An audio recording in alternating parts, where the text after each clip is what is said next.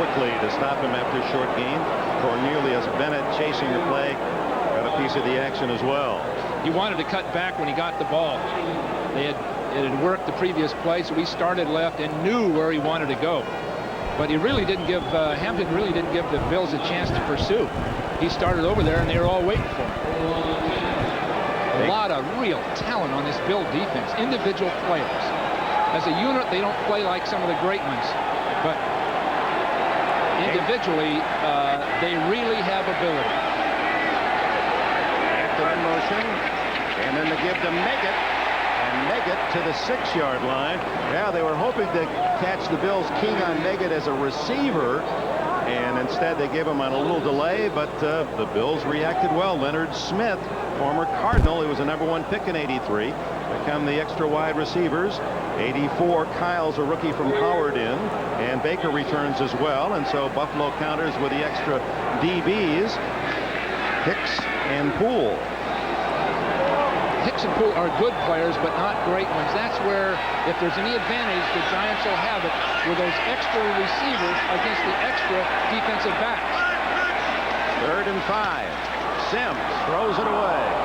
He was under pressure and looked as if the ball might have slipped a little out of his grasp. Baker was the closest Giant, and here comes veteran Matt Barr to try a field goal. Again, Smith is a factor, coming up the field and coming right back underneath, knocking Elliott back, and poor Meggett had to, Dave Meggett had to sit there and just sort of absorb him as best he could. But regardless of what happens to Elliott, if he can just get in the way, he's doing his job. He can be embarrassed, but he can still be getting his job done. Well, Allegre injured in the 3rd game of the year. Bauer has taken over, and the veteran makes it 13 out of 17 since joining the Giants. That one from 23 yards. Just under 6 minutes left in the half. The Bills lead cut to 4. When I grew up, the environment was hot sun and a beautiful cool breeze that comes off the ocean. Tree climbing, wading through creeks, catching frogs, stuff like that. I mean, if we mess things up on this planet, where else are we going to go?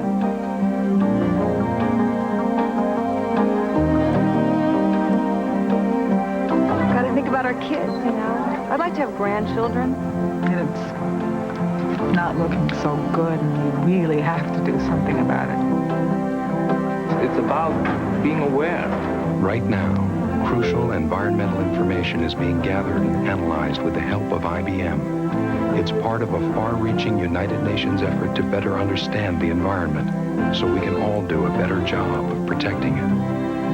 Crayons, schoolyard looking up the skies, blue clouds.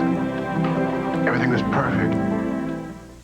It's a month of Super Showdowns on NBC with back-to-back Saturdays of great NFL action. The LA Raiders battle the Minnesota Vikings. The KC Chiefs collide with the Chicago Bears. Plus a special NBA Christmas Day presentation as the Pistons battle the Bulls. For the best excitement this holiday season, NBC is the place to be.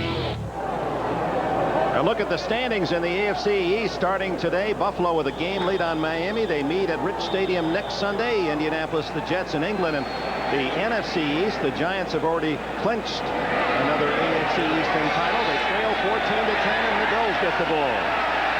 Al Edwards to the 22. Good coverage by David Whitmore, number 43. Tonight on NBC, you lift your spirits, an all-new Amen. Then it's a brand new episode of the Finelli Boys on It's New Night, followed by all new episodes of The Golden Girls and Empty Nest. And then ring in the holidays with Lonnie Anderson, Joan Van Ark, Dixie Carter. It's Bob Hope's 1990 Christmas show from Bermuda. All tonight, only on NBC. No huddle. Screenplay. It is almost caught by Lawrence Taylor. It would have been a sure touchdown. He can't believe it.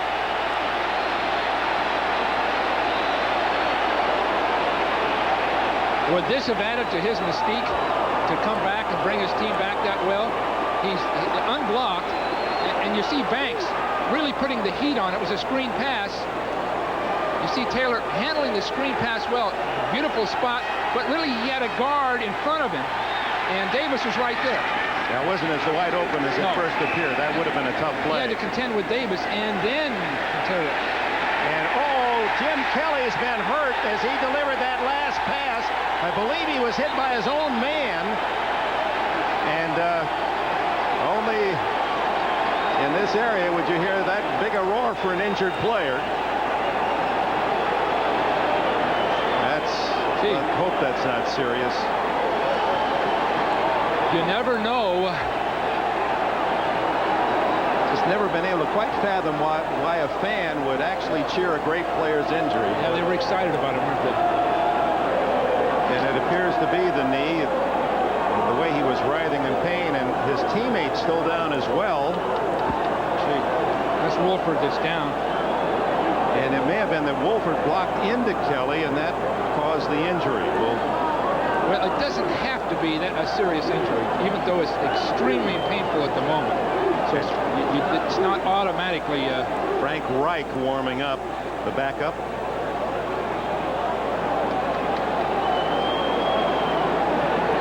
Kelly, who's had a solid season, as we told you, the best numbers of any quarterback in the NFL, a rating of over 100, 23 touchdowns, 9 interceptions. It appears that Carl Banks is the man, his defensive force, driving Wolford into his own quarterback. And Wolford injured as well. That's a double hit. Perhaps the best lineman and the top quarterback down on the same play.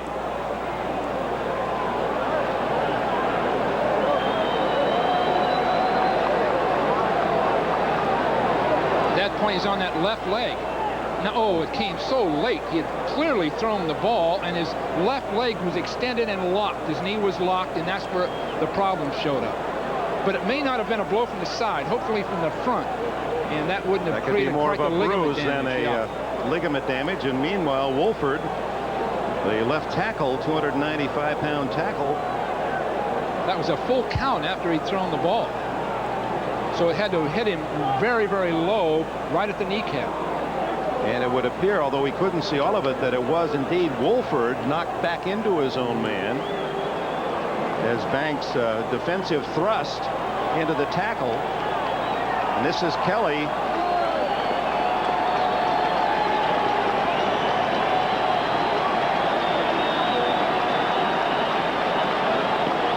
Here's another angle.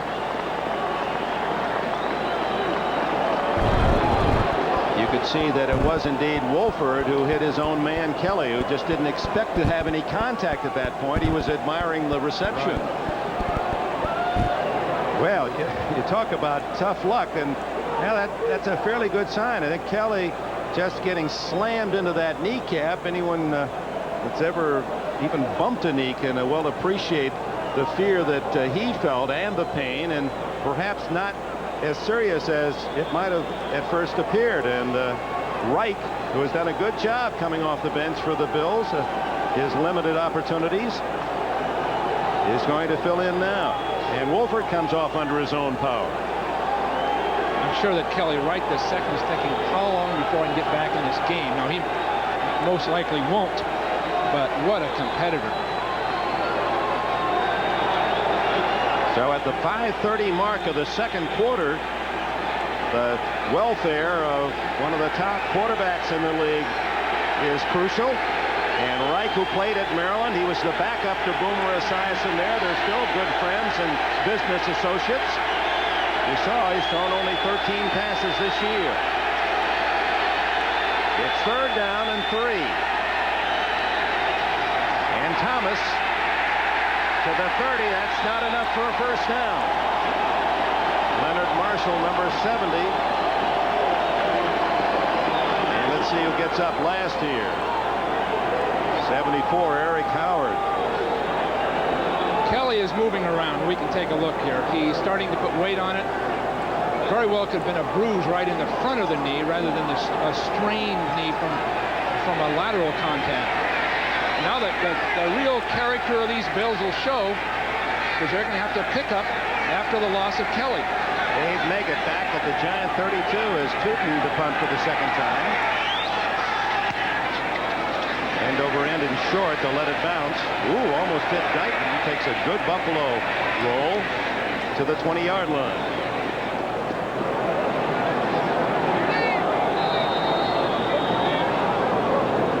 And Jim Kelly will be attended to, and a set on the punt. That's Kelly with the red coloring on the shoulder pad area. He gets so involved in the ball rolling for a 50-yard punt. Watch what happens. He cheers it on and puts pressure on that knee and realizes it's more serious than he had thought.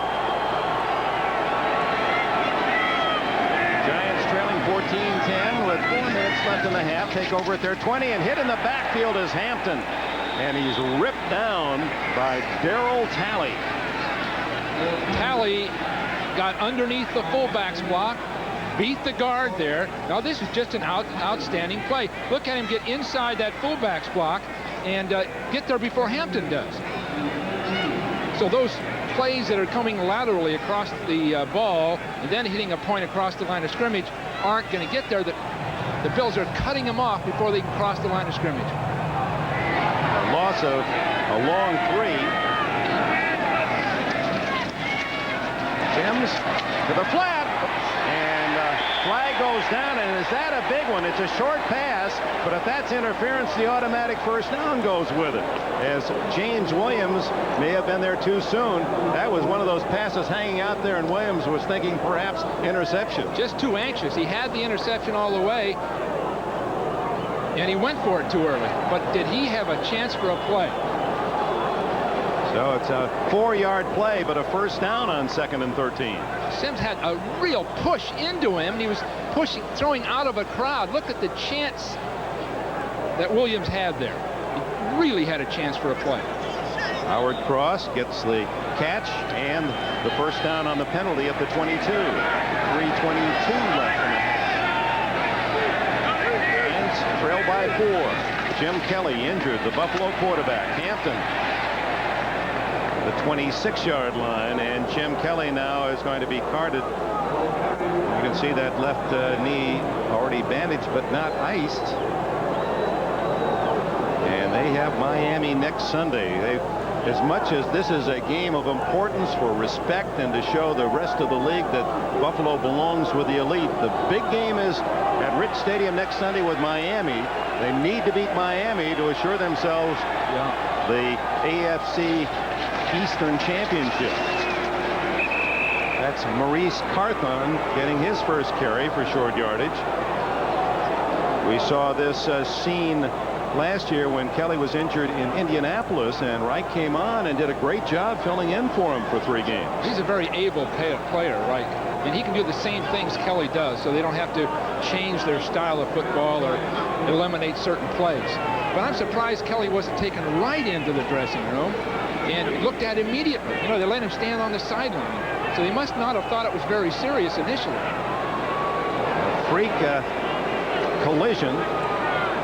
And Jim Kelly perhaps through for this day. It certainly would appear so, as we're at the 2-minute timeout with the Buffalo Bills of the AFC leading the NFC Giants. NBC Sports kicks off a new year with a Hall of Fame Bowl as Clemson battles Illinois. Then Louisville takes on Alabama in the Fiesta Bowl. And it's a primetime showdown of the Orange Bowl as #1 Colorado battles Notre Dame to decide the national championship. New Year's Day, NBC is the place to be. Back at Giant Stadium, that's Ted Marchibroda, the offensive coordinator, former head coach with the Colts, talking with Frank Reich. It's his game now. 3rd down, about 2.5 for Sims. Gets away from Smith, but not the second time. And that's Leon Seals who cleans up the work, and Sims drops short of the first down at the 30-yard line. The Bills do not, yes they do, call timeout. Their second spent in this first half, and Sims shaking a bit as he goes off. Sims must have turned an ankle or something. Look how fast he gets up that field, and then he lowers his shoulder. The only way you're going to be able to throw that ball with Smith on the field is take a very short drop and get in the middle of it, Dick. You take that typical deep drop, and he's right into the lap of the quarterback. Buffalo did not take a timeout, and now the clock has run from 1:51 down to 1:34. See that rush now. Sims has some problems of some kind out of this.